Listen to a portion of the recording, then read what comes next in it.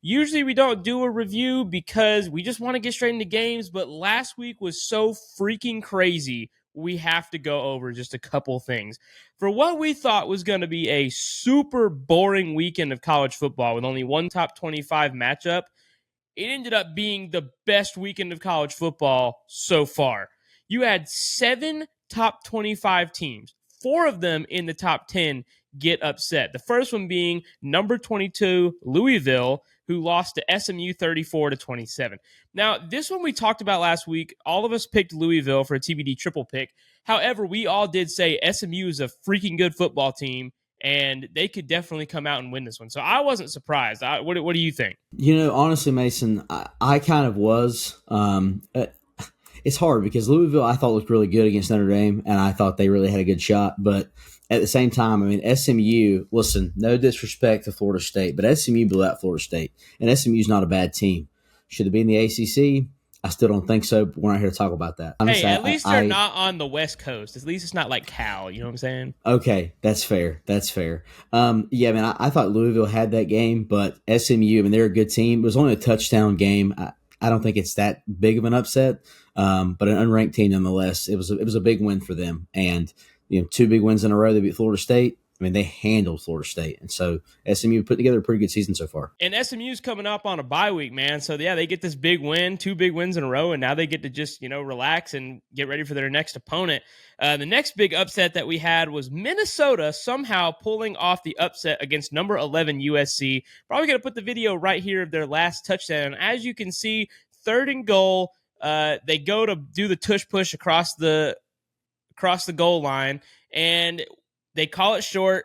It's hard to tell, but then they go for it on 4th and goal. They run the exact same play. They get across. Once again, a little bit controversial as it's hard to see in the angles that we were given, but nonetheless, it was called a touchdown, and USC tried to go down, but they couldn't do it, and Minnesota ends up pulling off this one somehow. That was honestly, that wasn't obviously not the biggest upset of the week, but one of the bigger ones. And somehow they got dropped right out of the top 25. So I think that might be one of the farthest falls I've ever seen in one week, dropped from number 11 to just completely out.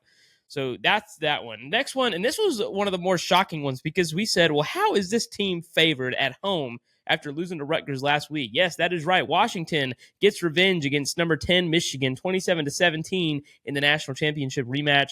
Obviously, Will Rogers transferred from Mississippi State at quarterback. He went off, threw his first pick of the year, but got the Huskies the win. So that one was definitely a little interesting. Another one, I actually done. This was my best pick of the week. This is number 9 Missouri. They got boat raced, absolutely manhandled, 41-10 on the road at Kyle Field by Texas A&M. Listen, I don't have much to say because I picked Mizzou. All I'm going to tell you is that I was excited. I was like, all right, let me check the score on this one. I didn't have it on. I think I had a game on. I can't remember what game it was, but it wasn't this one. But I'm sitting there and I'm like, all right, let me just check the score. And it's like 17-0 in like the first quarter, early second. I can't remember. And I was like, well, yep, bad pick. And then Mason texts the chat and he's like, mid-zoo, you know what I'm saying? And so, yeah, not much to be said. I mean, Mizzou completely overhyped. A&M Saturday in Kyle Field. Honestly, I underestimated A&M, but I think more so that was equivalent of them looking really good and Mizzou proving to not actually be that great. It's just my personal opinion, but that was a massive upset, Mason. Yeah, I completely agree because I said last week I think Missouri's overrated. I think Brady Cook is a fraud, and I was right. No offensive line. Their offense couldn't do anything the whole game. Their defense let A&M run up and down the field on them. Last week I said Marcel Reed was going to start, but apparently they went with Connor Weigman, and he played the entire game and won that freaking game by a ton. So either way, a huge upset, big win for Texas A&M, and a huge L for Missouri. We're almost through. Got a couple more to go. Arkansas, they knock off number 4 Tennessee at home, 19-14. Super close game, battle of the defenses. I think it went to the half at 3-0, and then Tennessee rallies to go up 14-3. Arkansas comes 14-10, and then they come back again. It ends up scoring a field goal and a touchdown. Tries to go for two. They don't get it. It's 19-14. Tennessee tries to drive down the field and ultimately come up short, and they are upset by Arkansas, who is a pretty good team. Listen, I just want to speak to that just really quick, Mason.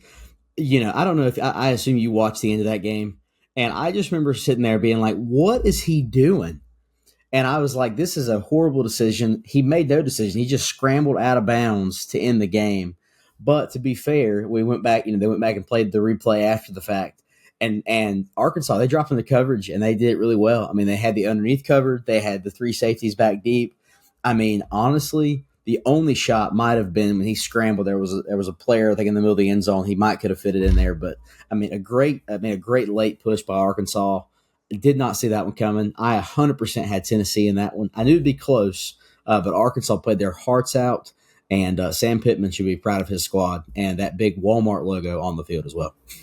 No, we didn't talk about this game last week, but I did think that Arkansas could come away with this one if Tennessee wasn't careful. Because, I think that this is a team that's getting underestimated a ton this year because they are good. Taylor Green is a good quarterback. He wasn't able to finish the game because he got hurt, but the backup came in, did what he needed to do. And Arkansas, man, they're a scrappy team. And this was a big home win for them. So they've dropped a few games. They're obviously not the best team, and they're not going to, go and make an SEC championship or make the playoffs probably.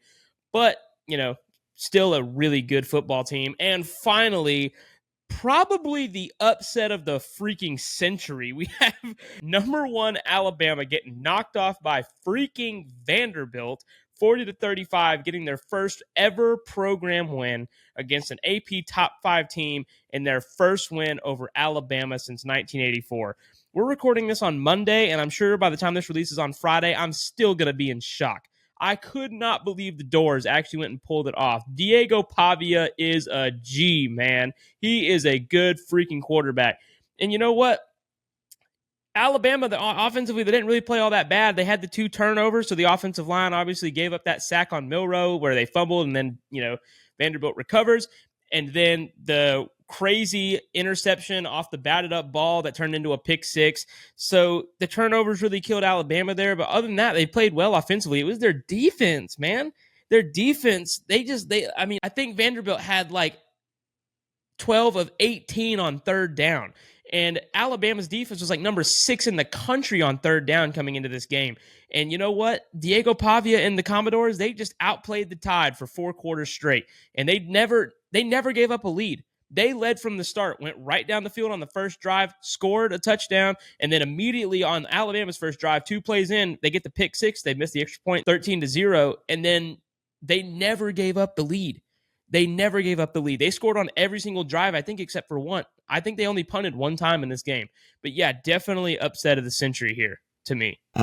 Listen, all I'm going to say to this is I was shocked, didn't see it coming, and listen, it was really funny to me because I found there was a clip that's now resurfaced of Coach Saban a couple weeks ago on the Pat McAfee show going, the only place in the SEC that's not hard to play at is Vanderbilt because usually you have more fans than they do. They played it on the Jumbotron at the end of the game as they were rushing the field. What a win for Vanderbilt. Listen, Diego, he's a QB, man. He is a dog. And real quick, going back to the comments about savage moments, during a field rush, Arkansas played Rocky Top over their speakers as they rushed the field.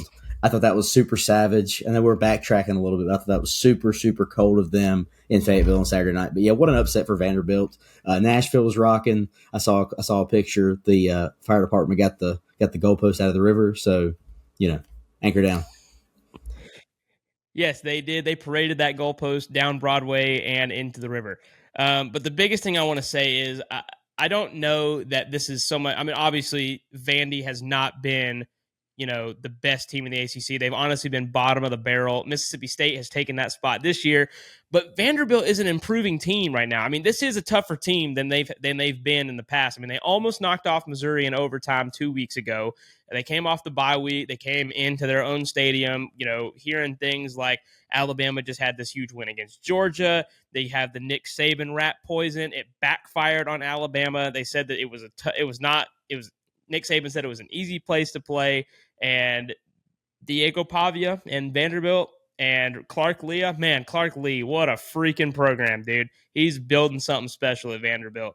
And you know what? They may finish the regular season, 5-7, but still huge program win for Vandy. They pulled that thing out, and I still cannot believe it.